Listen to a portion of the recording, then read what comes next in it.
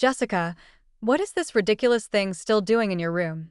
My dad, Vincent, bellowed, pointing at my ceramic pig bank sitting on my dresser. You're 22 years old, not 12. It's embarrassing. I felt my stomach drop as I watched him pick up the bank that had been my most prized possession for the past 10 years. The weight of it told the story of countless birthdays, Christmas gifts, babysitting money, and part-time job earnings, all carefully saved since I was 12 years old. Every coin and bill represented a step closer to my dream of starting my own business after college graduation next month. Dad, please be careful with that. I've been saving that money for my business startup, I said, trying to keep my voice steady while panic rose in my chest. He laughed harshly. You mean that silly online store idea you keep talking about? Jessica, you need to grow up and face reality. Your sister Rachel is the one with real academic potential in this family. The familiar sting of comparison hit me like it always did. Rachel, my 19-year-old sister, was the golden child who could do no wrong in Vincent's eyes.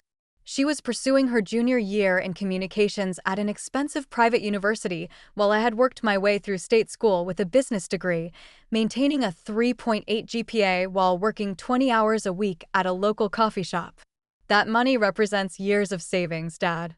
I've calculated exactly how much I need for inventory, website development, and initial marketing costs, I explained, reaching out protectively toward my piggy bank. Vincent's expression darkened in a way that made my blood run cold. I had seen this look before, usually right before he made decisions that would benefit Rachel at my expense. The ceramic pig suddenly seemed fragile in his large hands, and I noticed how his knuckles had turned white from gripping it so tightly. You know what your problem is, Jessica? You dream too big for someone with your limitations. Rachel has already been accepted to graduate school while you're playing with toy banks and fantasy businesses. The dismissive tone in his voice cut deeper than any physical blow could have. I watched helplessly as he examined my life savings, turning the bank over in his hands like he was evaluating its worth. The afternoon sunlight streaming through my bedroom window seemed to dim as an ominous feeling settled in my chest. Something terrible was about to happen, and I could sense it in every fiber of my being. But I was powerless to stop whatever Vincent had already decided to do. Growing up in our house in Portland, Oregon, I learned early that Vincent operated by a clear hierarchy. Rachel first, his own needs second, and me somewhere far down the list. My mother had passed away when I was 8, leaving Vincent to raise 2 daughters with vastly different treatment. While Rachel received private tutoring, dance lessons, and the latest clothes, I learned to be grateful for hand-me-downs and public school education. The piggy bank had been my mother's last gift to me before she died. Save your pennies, sweetheart, she had whispered during one of her final hospital visits. Dreams require preparation, and preparation requires patience. I had taken her words to heart, depositing every spare dollar into that ceramic pig for the past 10 years. My business plan wasn't some childish fantasy, despite what Vincent believed. I had spent 2 years researching e-commerce trends, studying successful online retailers, and developing a comprehensive strategy for selling handmade jewelry and accessories. The $23,478 in my piggy bank represented the exact amount I needed to purchase initial inventory, build a professional website, and cover 3 months of operating expenses while establishing my customer base. Rachel, meanwhile, had never shown interest in entrepreneurship or financial responsibility. She spent money as quickly as Vincent provided it, always expecting another deposit into her checking account whenever she called home claiming some urgent need. Her Instagram feed showcased expensive sorority events, designer handbags, and luxury spring break trips, all funded by our father's indulgence of her every whim. Dad, I've already contacted suppliers and identified my target market, I continued, hoping to break through his skepticism.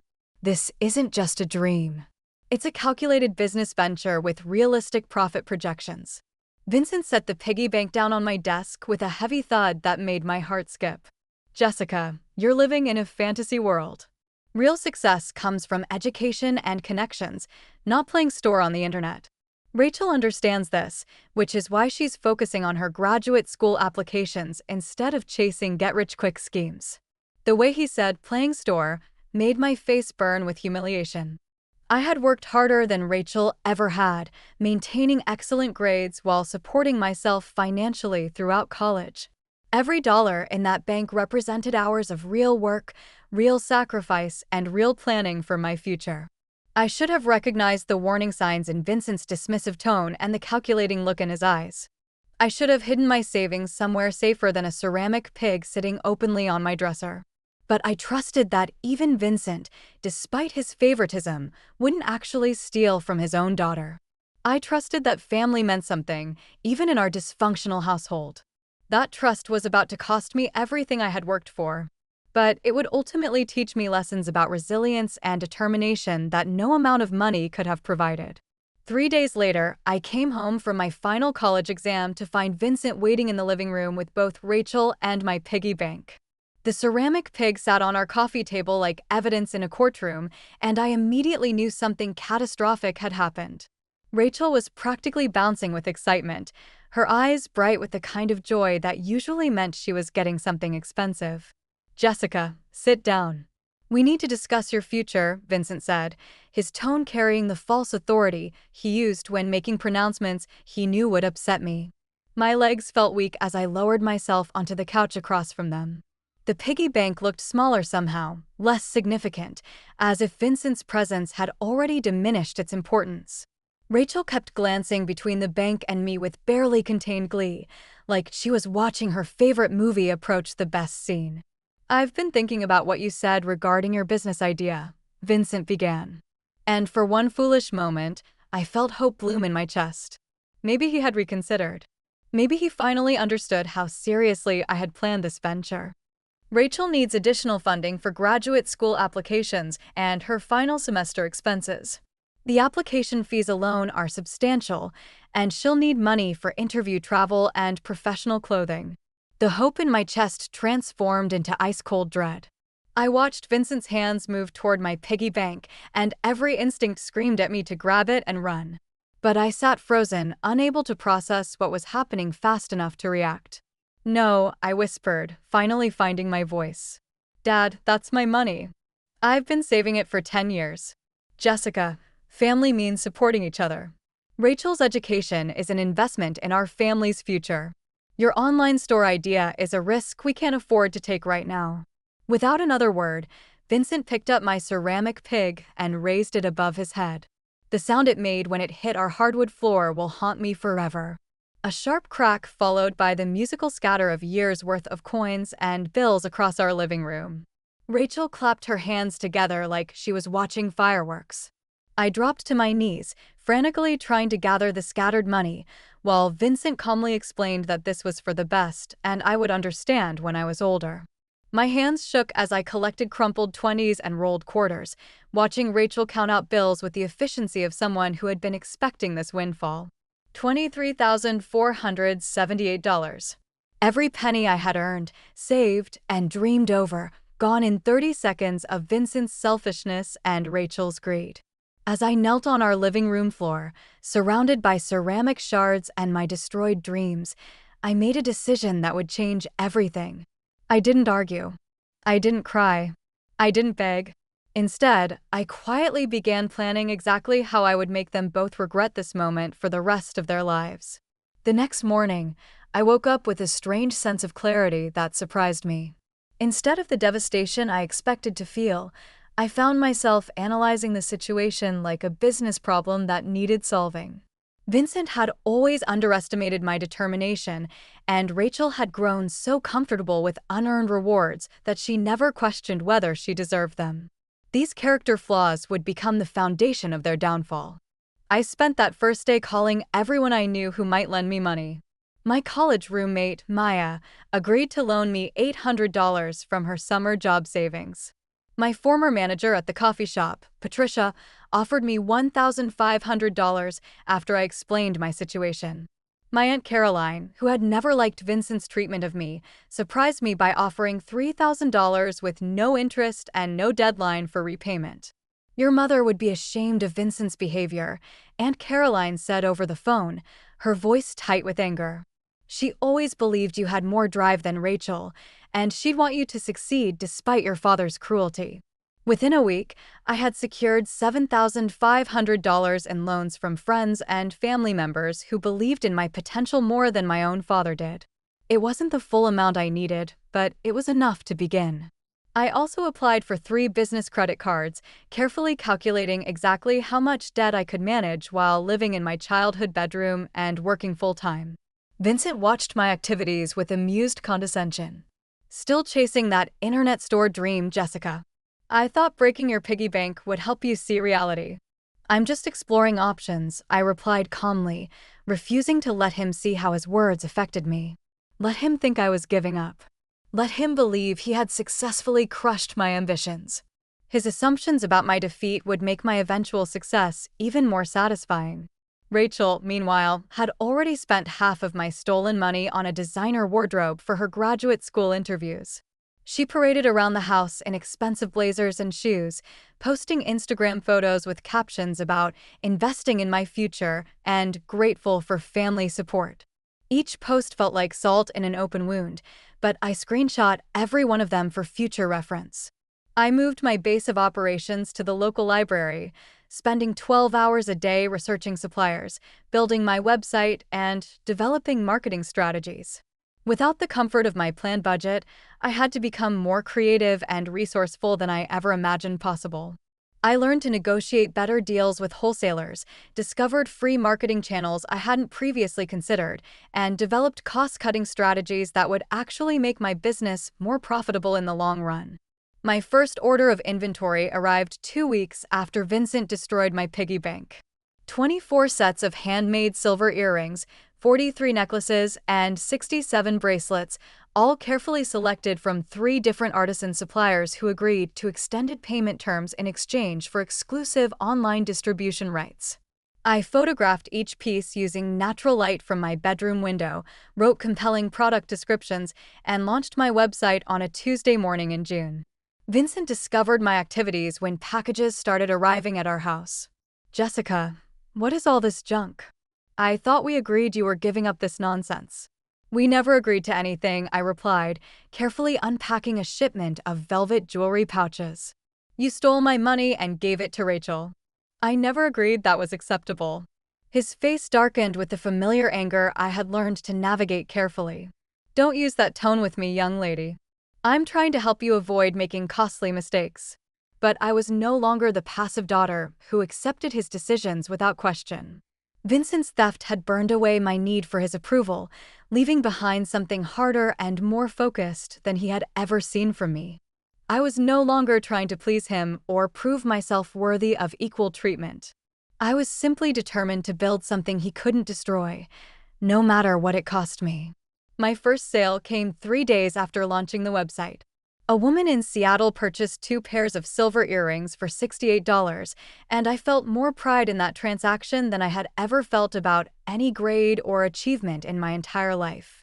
This money was mine, earned through my own effort and vision, untouchable by Vincent's favoritism or Rachel's entitlement. The orders started slowly, $5 here, $30 there. But each sale validated my business model and proved Vincent wrong about online retail being a fantasy. I reinvested every penny of profit back into inventory, gradually expanding my product line and building relationships with additional suppliers who offered unique pieces I couldn't find anywhere else. Rachel, meanwhile, was struggling with her graduate school applications despite having my stolen money to fund her efforts. I overheard her crying to Vincent about rejection letters and failed interviews, complaining that other candidates seemed more prepared and motivated than she was. Vincent consoled her by promising additional funding for application consultants and interview coaching, apparently believing that money could solve problems that required actual effort and talent. Maybe I should take a gap year, Rachel suggested during one of these conversations. I could use the time to build my resume and gain more experience. Absolutely not, Vincent replied firmly. You're not going to waste this opportunity like your sister wasted hers. We invested too much in your education to let you give up now. His words revealed how he viewed both of his daughters. Rachel as an investment that needed to pay off and me as a write-off who had already failed to meet his expectations. This transactional approach to parenting would eventually cost him relationships with both of us. But at the time, I was grateful for his clarity about where I stood. By August, my online store was generating consistent daily sales. I had developed a social media presence that attracted customers from across the country, and several fashion bloggers had featured my jewelry in their posts. Most importantly, I had proven to myself that I could build something meaningful from nothing, using only determination and creativity as my primary resources. Vincent noticed my success reluctantly, making dismissive comments whenever packages arrived or customers called our house phone with questions. "I suppose you're making a few dollars with your little hobby," he said one evening, unable to completely ignore the evidence of my growing business. "It's not a hobby, Dad. It's a legitimate company with real customers and actual profits." Don't get carried away, Jessica. A few online sales don't constitute a real business. Wait until you face serious competition or economic challenges. But I had already faced the biggest challenge of all, starting over after losing everything I had worked for. Vincent's theft had forced me to develop resilience and resourcefulness that no amount of saved money could have provided. I was no longer the naive young woman who trusted family members with her dreams. I had become someone who expected obstacles and planned for setbacks, someone who viewed every problem as an opportunity to become stronger and more independent. The transformation wasn't just financial. I was sleeping better, standing straighter, and speaking with confidence I had never possessed before. People responded to this new version of myself differently. Customers trusted my product recommendations. Suppliers respected my professionalism, and even strangers seemed to take me more seriously. Vincent's cruelty had accidentally created exactly the kind of person who could build a successful business despite limited resources and family opposition. As autumn approached, I began planning the revelation that would show Vincent and Rachel exactly what their theft had cost them and what it had ultimately created in me. By November, my business was generating more monthly revenue than my old coffee shop job had provided in 3 months. I had expanded beyond jewelry to include handmade scarves, artisan soaps, and custom gift boxes, all sourced from small businesses across the Pacific Northwest. My customer base had grown to over 2,000 people, and my website traffic was increasing by 15% each month. The success was intoxicating, but it also highlighted how completely Vincent had misjudged both of his daughters. While my business thrived, Rachel had been rejected from 5 of her 6 graduate school applications. The one acceptance came from a program that required substantial additional funding beyond what Vincent had already provided from my stolen savings. "I don't understand what's happening," Vincent confided to his brother during a phone conversation I overheard from the kitchen. Rachel interviewed well and her test scores were decent, but these schools keep choosing other candidates. Meanwhile, Jessica is constantly receiving packages and making phone calls about her internet business. "I'm starting to wonder if I made the right decision about that piggy bank money." His doubt came too late to change anything, but it revealed that even Vincent was beginning to recognize the pattern of consequences his favoritism had created. Rachel's failures weren't just bad luck or temporary setbacks. They were the predictable result of a lifetime of unearned rewards and inflated expectations. I decided it was time to force the conversation that Vincent had been avoiding. On a Saturday morning in December, I asked both him and Rachel to sit down for a family meeting. Rachel assumed I wanted to discuss Christmas plans or household responsibilities. But Vincent looked suspicious, as if he sensed something significant was coming. "I want to show you something," I began, opening my laptop to display my business dashboard. "These are my sales figures for the past 6 months." The screen showed gross revenue of $47,000 with net profits of $19,000 after inventory costs and business expenses. Vincent's eyes widened as he processed the numbers while Rachel leaned forward to read the figures with obvious surprise. "This can't be accurate," Vincent said slowly. "You started this business with borrowed money after the piggy bank situation. How did you generate this much revenue so quickly?" "The same way I saved $23,000 over 10 years, I replied calmly. "Through consistent effort, careful planning, and refusing to give up when obstacles appeared." Rachel's face had gone pale as she began to understand the implications of what I was showing them. "But I thought your business was just a hobby. You never said you were making real money." I learned not to share important information with people who might use it against me, I said, looking directly at Vincent. Some family members can't be trusted with other people's dreams or financial resources. Vincent struggled to find words that could address the enormous miscalculation he was beginning to recognize. Jessica, if I had known you could actually build something this successful, I might have made different decisions about your savings. No, Dad, you wouldn't have. You made your decision based on who you believed Rachel and I were, not on who we actually are or what we were capable of achieving. Rachel has spent my money on clothes and parties while failing to gain admission to graduate school. I built a business that generates more monthly profit than most people's salaries. The difference isn't luck or timing, it's character. The silence that followed was heavy with implications none of us wanted to address directly. Vincent was facing the reality that his favoritism had funded failure while sabotaging success. Rachel was confronting evidence that unearned money couldn't substitute for genuine ability or effort. And I was finally ready to reveal the full extent of what their theft had ultimately cost them. I have an announcement to make, I continued, pulling up another screen on my laptop that showed projections for the coming year. Next month, I'll be featured in Pacific Northwest Business Magazine as one of their rising entrepreneurs under 25. The article focuses on how I built a successful e-commerce business with minimal startup capital and innovative marketing strategies. Vincent's face went completely white as the implications hit him. Jessica, what exactly will this article say about your startup funding? The truth, I replied simply, that I began with $7,500 in loans from friends and family after my father destroyed my life savings and gave every penny to my sister for her failed graduate school applications. The reporter was particularly interested in how adversity can sometimes create stronger entrepreneurs than comfortable circumstances would have produced. Rachel made a small choking sound. You told a journalist about the piggy bank, about Dad giving me your money? The story resonated with the magazine's editor because it demonstrates how determination can overcome family betrayal. They're planning to use it as their cover story for the February issue with the headline, "From Broken Dreams to Business Success: How One Young Woman Turned Family Theft into Entrepreneurial Triumph." Vincent stood up abruptly, his face flushed with anger and panic. You can't publish something like that, Jessica. It will destroy our family's reputation. People will think I'm a terrible father. People will think exactly what the evidence shows them to think, I responded calmly. I'm not publishing lies or exaggerations. I'm sharing the documented truth about what happened and how I responded to it.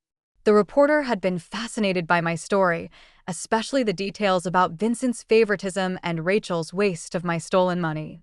She had verified the timeline of events, reviewed my business records, and even interviewed several of the friends who had loaned me startup funds after my savings were stolen. The article would be comprehensive, factual, and devastating to Vincent's reputation in our community.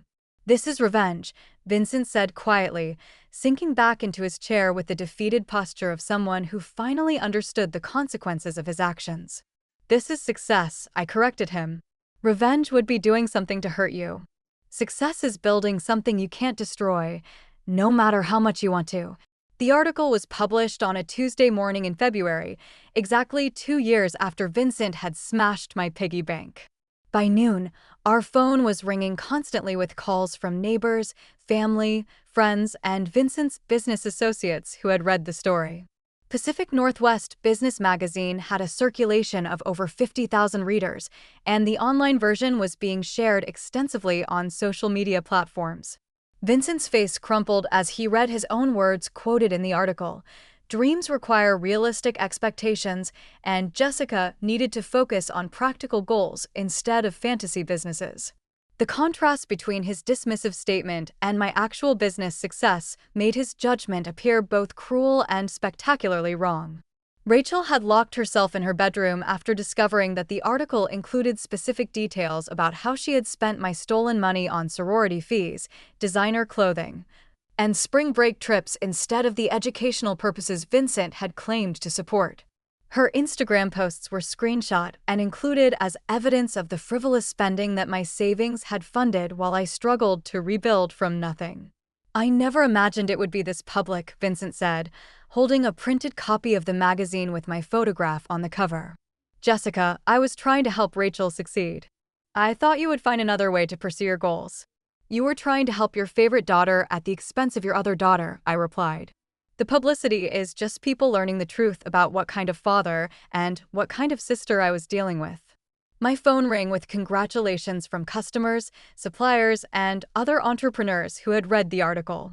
Several business owners offered partnership opportunities, and 3 different venture capital firms expressed interest in providing funding for my expansion plans. Vincent's theft had accidentally launched me into exactly the kind of success he had never believed I could achieve. The revenge was complete, and it tasted better than I had ever imagined it would. Vincent's standing in the Portland business community collapsed within weeks of the magazine article's publication. His insurance agency lost several major clients who questioned his judgment and character after learning how he had sabotaged one daughter's legitimate business dreams to fund another daughter's irresponsible spending habits.